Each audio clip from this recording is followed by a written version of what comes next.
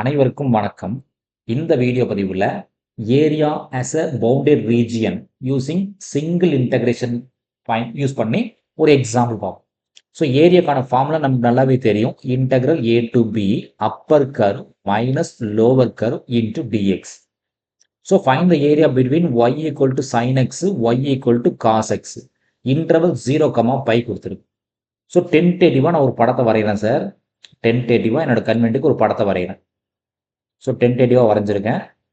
So யூஸ்வலாக sign கருவாக இருந்தாலும் சரி, காஸ் கருவாக இருந்தாலும் சரி, மேக்ஸிமம் வேல்யூ எது வரைக்கும் சார் போகும்னா +1 வரைக்கும் போகும். மைனஸ் நெகட்டிவ் டைரக்ஷனில் எது சார் போகும்னா -1 வரைக்கும் போகும். அதை தாண்டி போகாது சார். சைனோட வேல்யூவாக இருந்தாலும் சரி, காசோட வேல்யூவாக இருந்தாலும் சரி.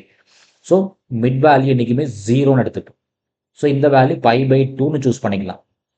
ஸோ அடுத்த வேல்யூ என்ன சார் இருக்குன்னா பை இருக்கும் இல்லைங்களா. 0 π/2 π அப்படி போயிட்டே இருக்கும். நமக்கு இன்டர்வல் 0 to πயோட ஸ்டாப் பண்ணிட்டோம். அப்போ இது தாண்டி போக வேண்டாம்னு சொல்லிட்டோம். ஸோ மினிமம் இது வரைக்கும் இருக்கணும், மினிமம் 0. ஸோ முதல்ல நான் என்ன வரைகிறேன்னா சைன் கருவை வரைகிறேன். ஸோ சைன் 0னா வேல்யூ நமக்கு நல்லாவே தெரியும் 0. சைன் 90 π/2னா வேல்யூ 1. அப்போ இது வரைக்கும் போயிருக்கு. சைன் 90னா வேல்யூ 1. தென் சைன் பைனா ஆட்டோமேட்டிக்காக வேல்யூ 0 இல்லைங்களா. தென் காஸ் கரு வரைங்க சார். காசுக்கு கலர் சேஞ்ச் பண்ணுறேன். ஸோ காஸ் கருவை வரைகிறேன். ஸோ காஸ் 0னா வேல்யூ 1. நல்லாவே தெரியும் காஸ் 0னா வேல்யூ 1. காஸ் 90னா வேல்யூ 0. காஸ் π/2ஓட வேல்யூ 0. காஸ் பையோட வேல்யூ சார்னா -1. காஸ் பையோட வேல்யூ -1.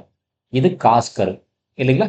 தென் எக்ஸோட வேல்யூ எக்ஸோட வேல்யூ என்ன சார் சொல்கிறோம். தட் மீன்ஸ் லிமிட் 0லேருந்து π வரைக்கும் தான் போகும். அதை தாண்டி போகக்கூடாது இல்லைங்களா. அப்போ இந்த டேர்மை தாண்டி வெளியே போகக்கூடாது இல்லைங்களா. மேக்ஸிமம் இதோட நிறுத்திடுவோம். இதுக்கு உள்ளதாக இருக்கும். தென் 0வை தாண்டி இருக்கணும், இதை தாண்டி இருக்கணும். ஏன்னா லிமிட் அதான் சொல்கிறோம், 0 to π தான் சொல்கிறோம். அப்போ இதில் க்ளோஸ் ரீஜன் என்னன்னு பார்க்கலாம். ஸோ இதில் நமக்கு க்ளோஸ் ரீஜன் பார்த்தீங்கன்னா இது ஒரு க்ளோஸ் ரீஜன் கிடைக்கும். தென் இது ஒரு க்ளோஸ் ரீஜன் கிடைக்கும். இது எல்லாமே க்ளோஸ் ரீஜன் தான் சரிங்களா. இந்த ரீஜன் வருமா சார்னு கேட்டிங்கன்னா வராது. ஏன் சார் வராதுன்னு ஆக்சிஸை பற்றி பேசலை. பிட்வீன் த கர்வ்ஸ் தான் சொல்கிறோம். ரெண்டு curve, sine curve, cos curve. Then இங்கே ஏன் சார் இந்த பிளேன் வரும். ஏன் சார் வரும்னா x = 0 ப்ளே பண்ணுது. இந்த லைன் பார்த்தீங்கன்னா x = 0. தென் இது பார்த்தீங்கன்னா x = π. அப்போ இந்த லைன் வரும். இதுதான் நம்ம க்ளோஸ் ரீஜியன். அப்போ இங்கே பார்த்தீங்கன்னா 2 டிஃப்ரெண்ட் ரீஜியன் இருக்கு. ஸோ இது நம்ம ரீஜியன் நம்பர் 1ன்னு போட்டுக்கலாம், இது ரீஜியன் நம்பர் 2ன்னு போட்டுக்கலாம் சரிங்களா. ஸோ இதோட அப்பர் கர்வ் என்ன சார். இங்கே பார்த்தீங்கன்னா அப்பர் கர்வ் காஸ் எக்ஸ் இருக்கும். லோவர் கர்வ் என்னன்னா சைன் எக்ஸ் இருக்கும். Lower curve sine x. Region 2 பொறுத்தளவுக்கு upper curve sine x. Region 2 பொறுத்தளவுக்கு upper curve sine x, lower curve cos x. ஓகேங்களா. இப்போ எனக்கு என்ன சார் வேணும்னு ஃபீல் பண்ணீங்கன்னா இந்த பாயிண்ட் தெரியும். 2 பிரேக் பாயிண்ட் இருக்கு. ஸோ இந்த இடத்துல ஒரு பிரேக் பாயிண்ட் கிடைக்குது சார். இந்த பிரேக் பாயிண்ட் எனக்கு என்னன்னு தெரியணும். இந்த பிரேக் பாயிண்ட் என்னன்னு எனக்கு தெரியணும் இல்லைங்களா. ஸோ அந்த பிரேக் பாயிண்ட் கண்டுபிடிக்கணும் அப்படின்னு ஃபீல் பண்ணா என்ன சார் பண்றதுன்னா பாயிண்ட் ஆஃப் இன்டர்செக்ஷன் தான். Point of intersection. Point of intersection between என்ன சார் அங்கே 2 கர்வ் ப்ளே பண்ணுது. ஒரு curve y = cos x. Another curve என்ன சார் ப்ளே பண்ணுது. y = sin x. ஏன்னா 2 கர்வ் இந்த இடத்துல ப்ளே பண்ணுது. தட் மீன்ஸ் இன்டர்செக்ட் ஆகுது. அப்போ ஒன்று இதை தூக்கி அதில் போடணும், இல்லை அதை தூக்கி இதில் போடணும் இல்லைங்களா. அப்போ என்ன ஆகும் சார். y பதிலாக sin x போட்டு என்ன ஆகும். sin x = cos x கிடைக்கும். ஏன்னா 2 சைடுலையுமே LHS ஈக்குவல். அப்போ sin x = cos x. அப்போ நமக்கு நல்லாவே தெரியும் சைனு காஸ் கீழே வந்து என்ன சார் ஆகும்.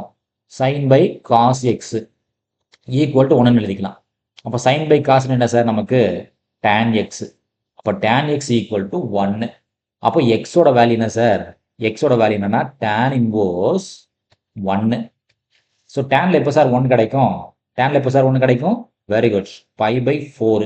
ஏன்னா tan π/4ஓட வேல்யூ தான் 1 இல்லைங்களா. அப்போ இந்த பாயிண்ட் என்ன சார் வருது நமக்கு π/4. இந்த பாயிண்ட் என்ன சார் வருது π/4. That's all. இப்போ நம்ம ப்ராப்ளத்துக்குள்ள போயிடலாம். ஸோ ஒரு டைம் அந்த ஃபார்முலா எழுதுங்க. நமக்கு என்ன ஃபார்முலான்றது ஒரு டைம் எழுதுங்க. So area equals to general formula a to b f(x) - g(x) dx.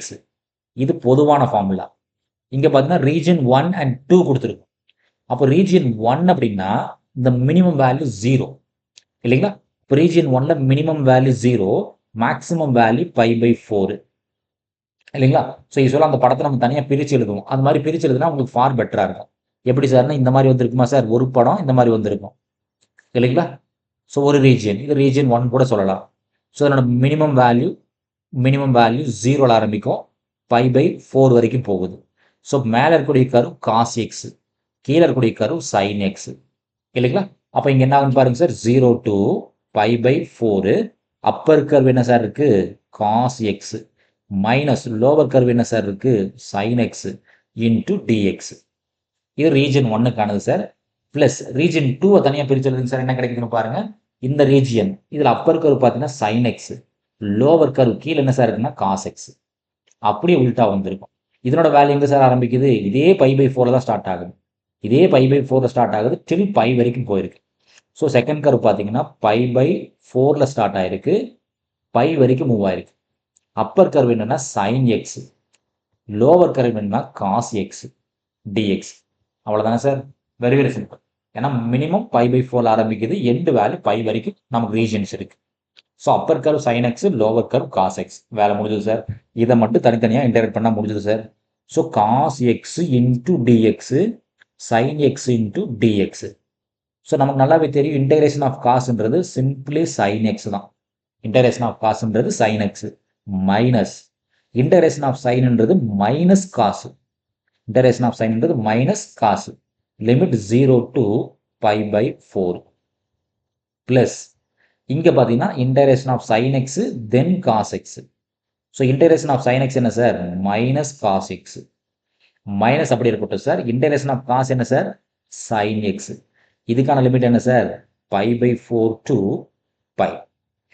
So இப்போ அப்பர் லிமிட் போடுங்க சார். என்ன கிடைக்குதுன்னு பாருங்க. சைன் π/4 கிடைக்கும் இல்லைங்களா? 2 மைனஸ் பிளஸ்ன்னு ஆயிரும். தென் காஸ் π/4 கிடைக்கும் மைனஸ் லோவர் லிமிட் போடுங்க சார். என்ன கிடைக்குதுன்னு பாருங்க. இது upper limit minus lower limit 0 போட்டிங்கன்னா சைன் 0, 2 மைனஸ் பிளஸ்ன்னு ஆயிரும். தென் காஸ் 0ன்னு கிடைக்கும். Then come back to second integration பாருங்க சார். அப்பர் லிமிட் போடுங்க சார்.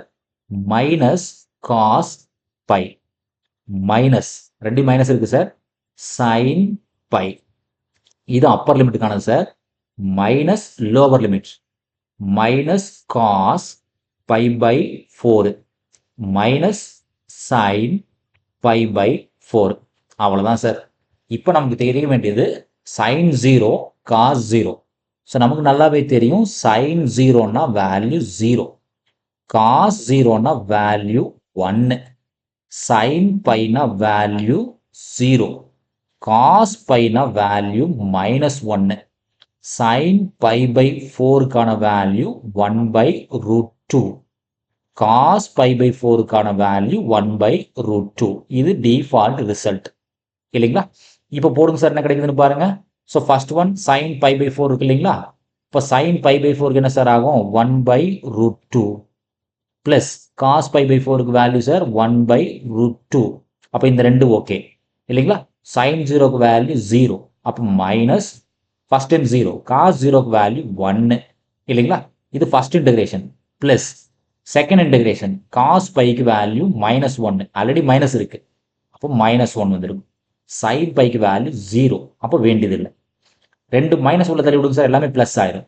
பிளஸ் காஸ் π/4க்கு 1/√2. இந்த மைனஸ் இங்கே போட்டாலும் இங்கே பிளஸ் ஆயிரும். சைன் π/4 அதுவும் 1/√2. அப்போ கடைசி என்ன இருக்குன்னு பாருங்க சார். ஸோ 1/√2, 1/√2, 1/√2, 1/√2. அப்போ 4 டைம்ஸ் 1/√2 -1. இது என்ன சார் ஆகும்? மைனஸ் மைனஸ் என்ன சார் ஆகும்? பிளஸ்ன்னு ஆயிரும். +1. அப்போ என்ன -1 +1 பேலன்ஸ் ஆயிரும். இந்த 4 எப்படி சார் எழுதலாம்? 2 × 2ன்னு எழுதலாம். இன்ட்டு 1/√2 இல்லைங்களா? 4 2 × 2ன்னு எழுதலாம். அப்போ ஒரு 2 மட்டும் நான் ரீரைட் பண்ணுறேன் சார். ஒரு 2 மட்டும் ரீரைட் பண்ணிக்கிறேன். எப்படி சார் ரீரைட் பண்ணுறேன்? √2 × √2ன்னு எழுதிக்கிறேன் ஒரு 2 மட்டும். ஸோ ஆல்ரெடி 1/√2 அப்படி இருக்கட்டும் சார்.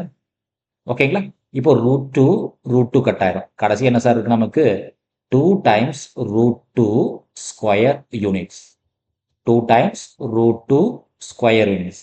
இதுதான் சார் எனக்கு தேவையான ஏரியா. ஓகேங்களா? நன்றி. மீண்டும் இன்னொரு வீடியோ பதிவில் பார்ப்போம். இந்த வீடியோ நம்ம கிளாஸ் எடுக்கக்கூடிய இந்த மெத்தட் உங்களுக்கு சாட்டிஸ்ஃபைடாக இருந்துச்சுன்னா நம்ம சேனலை சப்ஸ்கிரைப் பண்ணுங்கள், வீடியோஸை லைக் பண்ணுங்கள், கமெண்ட்ஸ் பண்ணுங்கள், ஃப்ரெண்ட்ஸுக்கு ஷேர் பண்ணுங்கள். மீண்டும் இன்னொரு வீடியோ பதிவில் பார்ப்போம். நன்றி.